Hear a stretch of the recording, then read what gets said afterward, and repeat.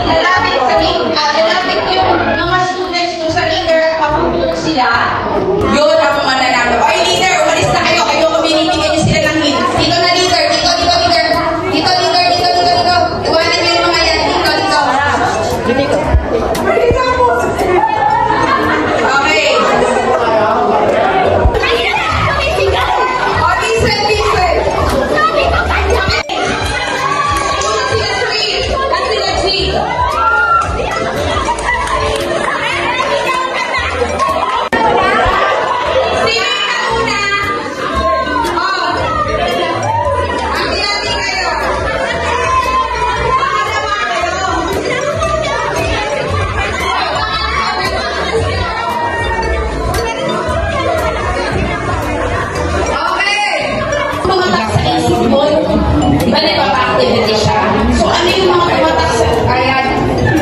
Sa pagiging mga totoo po.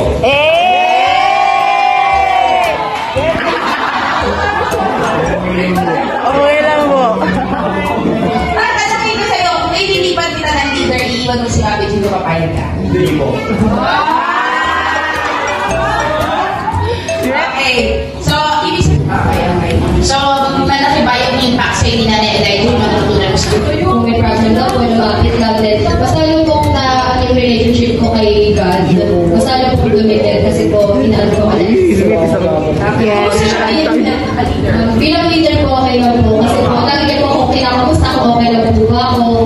Like po, nag-chat ko si ate. Di mo po ako nakulitan kasi mas nakalap po ako. Dito lang ako sa akin yun. Yung pa kayo. How about you? Kumusta siya? Being the leader, being pangalawang nanay mo? Okay po, lagi pong busog. Okay. O sige, ano may natutunan mo sa kanya, anak?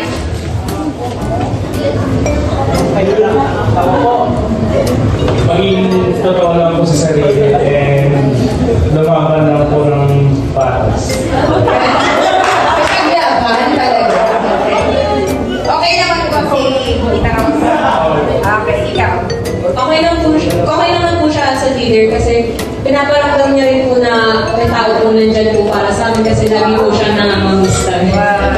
So, ano natutunan mo anak sa kanya? Ano po, magpakatotoo po sa sarili and lalo-lalo na po kay God. Kasi nakikita niya po lahat. Sobrang tayo. Araw-araw po siya nag-remind sa akin sa nung nag-remind po ako. Ganda mo naman.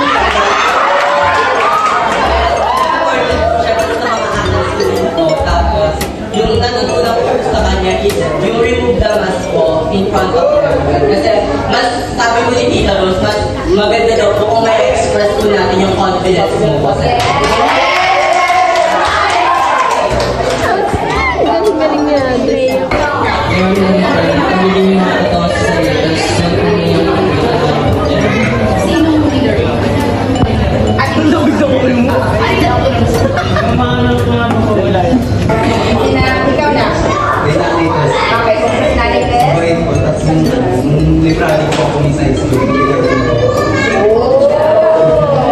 Ano natutunan mo sa kanya? maging totoo lang po, tsaka pag-ito na yung adasal.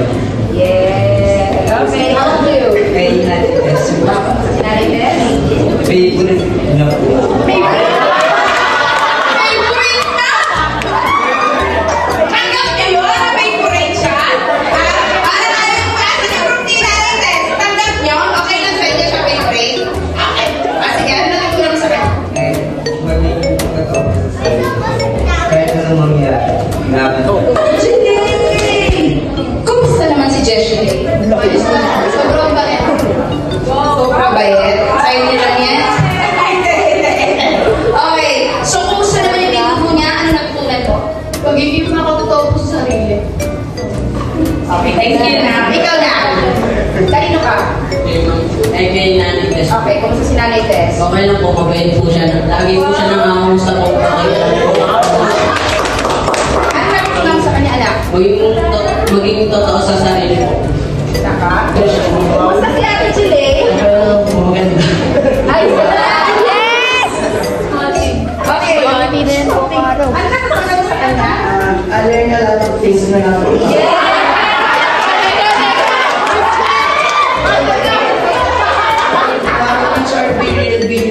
if I may break up those feelings with you.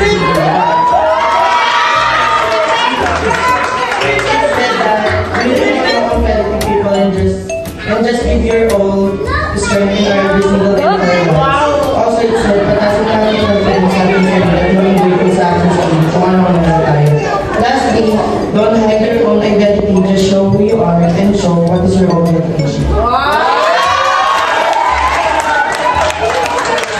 Hindi ba kayo nililipid sa pagkain? Ikaw. Uy, hindi nagsabi mo. Yung...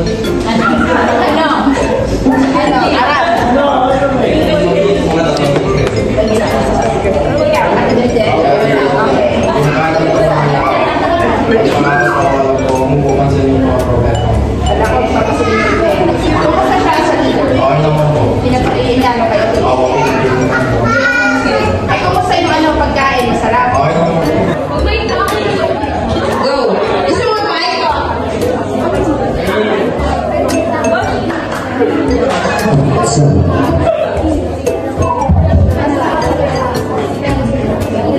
Power! No. No. Are you ready, MCC? I can hear you.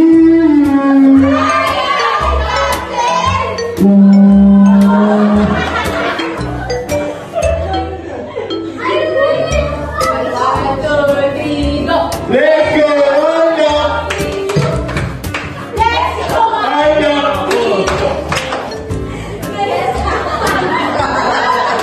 Bini, Bini.